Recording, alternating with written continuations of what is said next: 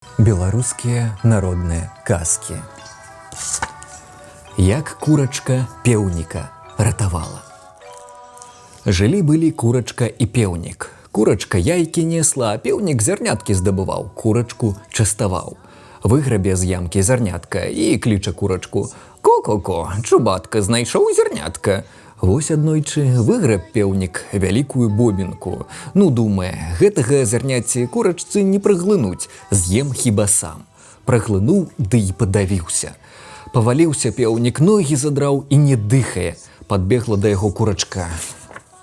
«Што з табой, Петя, чаму ты ляжыш і не дыхаеш?» «Ой, стогне пеўнік, бобінкай падавіўся». «Як жа цябе ратаваць, Петя?» – пытаецца курачка.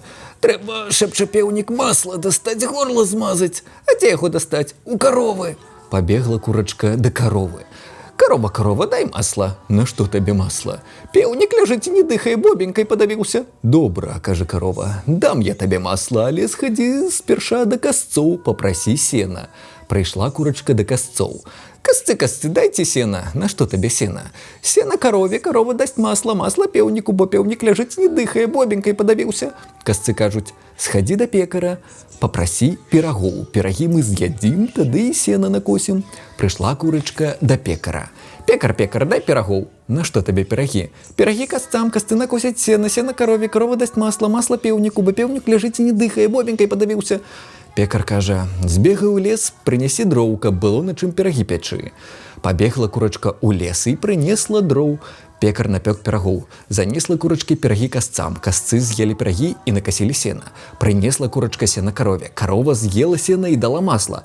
Пеўнік змазал маслам горла і праглынуў бобінку. Прыглынуў і зноў весела на ўвесь двор заспяваў: «Кукарыку, чуб-чубатка, маладзец». Тут і казцы канец.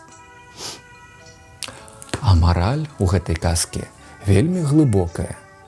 Таксічная маскуліннасць ставіць пад пагрозу не толькі ваша жыццё, але і вельмі ускладняе жыццё вашых блізкіх. Ваше жыццё больш каштоўнае за вялікую бобінку.